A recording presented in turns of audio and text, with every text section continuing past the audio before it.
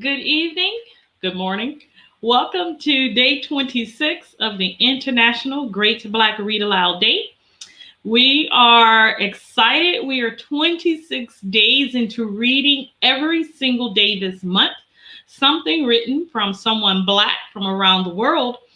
And today is Erotica Day. And so we are getting ready to read our selection for today.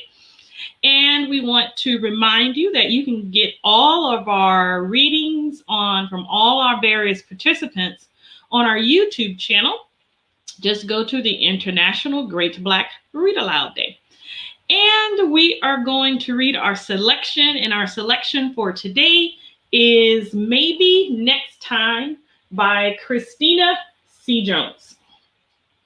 And I am going to give a disclaimer. I won't read it straight, simply to make sure that we get past any censoring, okay? And we'll read part of chapter 1.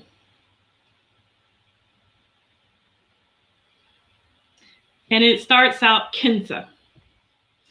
Ooh, excuse me. What a day. As soon as I was on the other side of my front door, a deep sigh pushed its way up from the depths of me, making my chest heave as I dropped my purse and keys into their appropriate places. I peeled myself out of my blazer next, grateful there was no one around to see the utter gracelessness of my mannerisms. I was too tired to keep it cute. I didn't plan on changing bags before tomorrow, so I left it there, retrieving my phones, business and personal, from it before I headed to my bedroom to properly stow my blazer in the closet. I didn't even bother with the lights. No point when I was heading straight for a vibe that required none. I kicked off my shoes on the way, tucking them under my arm in a delicate balance as I turned on the screen of my personal cell to check the notifications. There were several, but not the one I was anticipating. Wait. Anticipating would imply that I was looking forward to the inevitable nasty text or phone call, which couldn't be further from the case.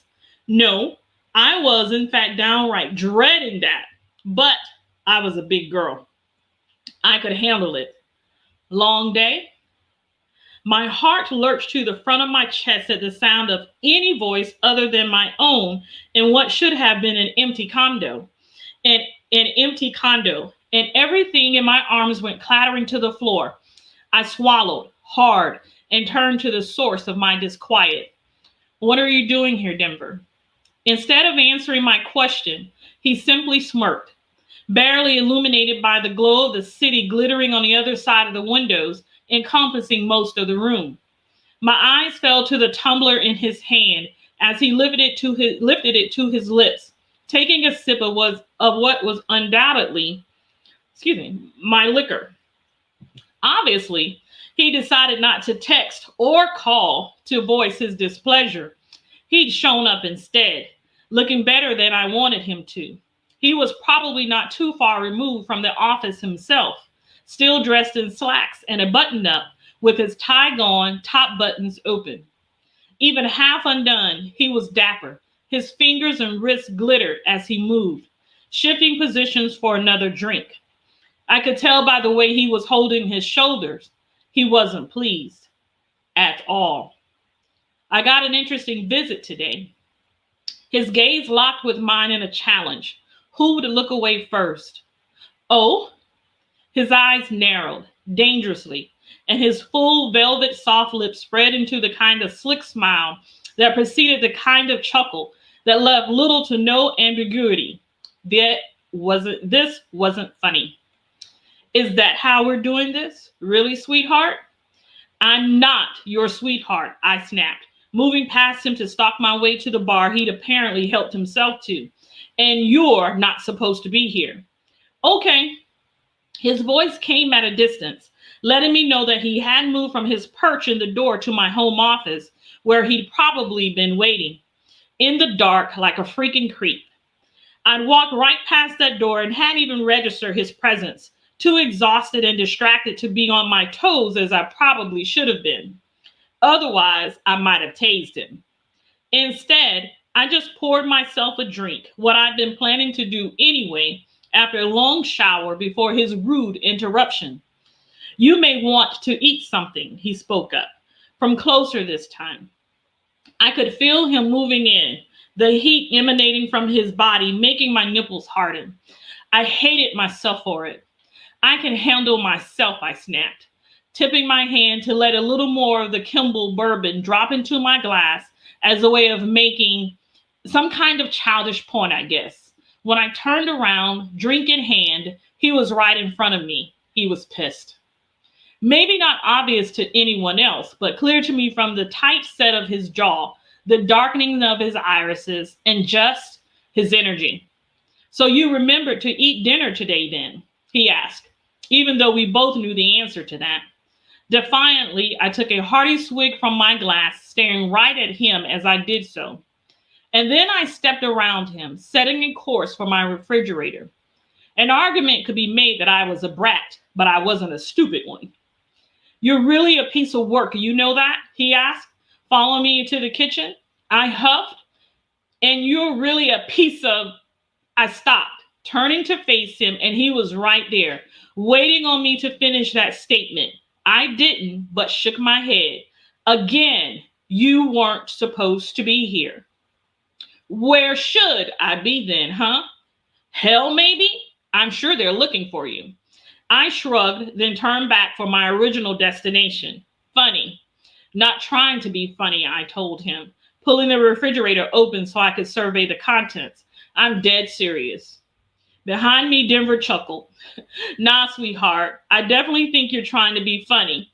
Because why else would I have gotten the visit that I got in the middle of the freaking day at my freaking office? He demanded, his volume lifting with every word.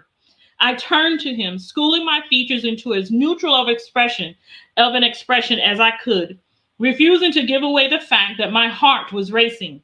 You don't get to talk to me like that, like I'm some random person you can throw your weight around with. And why would that be, Kenza, huh? He asked, pushing away from where he perched against the counter to get in my face. What privilege do you think you have with me? I stopped just short, but a smirk had already spread over Denver's face, and he shook his head. You're my what, huh? Say it nice and loud. Screw you. Oh, screw me, he chuckled. That's where we are now? That's where you put us. I countered, words that made his nostrils flare with anger. I'm not the one who served divorce papers, he snapped, backing me practically into the open fridge behind me. In my freaking office, in front of my employees, you did that mess, not me. Because you said you weren't going to chase me, I reminded him. You said you weren't about to bend over backwards for anybody. Remember that? Remember why? I clocked the exact moment he recalled exactly what I was talking about. His face relaxed, and for the briefest of moments, there was genuine remorse in his eyes. But then his brows furrowed again, jaw tightened. So this is what? Some kind of freaking game to you? I shook my head. No, I'm not playing in the slightest. This is how it is then. It's how you made it. I challenged, unwilling to let him lay the blame for this at my feet. Not solely. You only say what you mean, right? Well, I'm holding you to what you said and acting accordingly. Or did you think I'd sit around somewhere sad and insecure, waiting for you to decide you wanted me again? You thought wrong, love. Just because you don't see it doesn't mean it's not clear to everyone else that I'm that woman. His eyes narrowed. Because I don't see it? He tipped his head, leaning in to get right in my face. Why does that sound like another man has been in your face? I smirked. I have a better question. Why are you surprised? Stop fooling with me, Denver growled, fisting the front of my blouse to drag me up against him. The refrigerator was still hanging open, spilling golden light that cast a soft glow into his hardened features. Yeah, I thoroughly pissed him off. Or what? I snapped back, my defiant glare stuck on his, refusing to back down.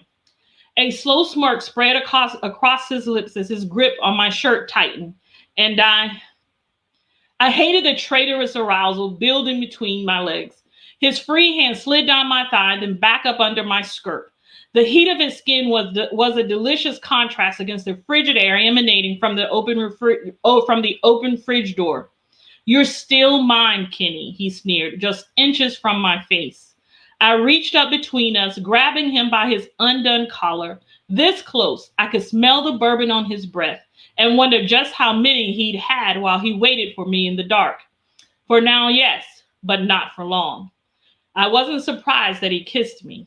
Not at all. In fact, a sick part of me welcomed the invasion of his tongue in my mouth, the brusqueness of his hand at my throat. He edged us backward, either unaware or indifferent that he had me braced between the inner wall and the door of the refrigerator. He was too busy trying to devour my mouth for the first time in forever. Fine, maybe not forever. More like months. Not since before the argument that it had ended with his fateful declaration. I'm not gonna freaking chase you like we're kids, Kenza. Grow up. I didn't even want to be chased.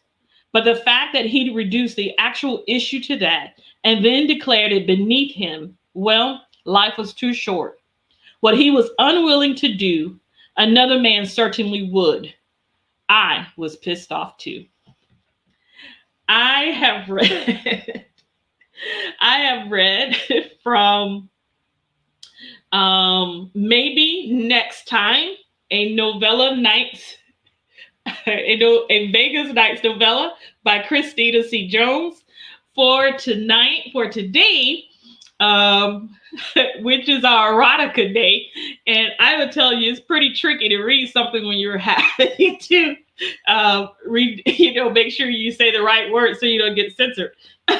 So we read Maybe Next Time by Christina C. Jones. For today, which is erotica day, we have 2 more days this month. We have been reading every day for the International Great Black Read Aloud Day. And so you guys have to forgive my stumbles. I had to, sort of substitute there. And please forgive us, Christina, for our modifications. We want to remind you of what's going on. We have a couple more days left this month. And we are on day 27 tomorrow. It is our detective and mystery day. So pull out your favorite detective story by an author who is Black and let's read aloud tomorrow and share some of your literature fun with the world.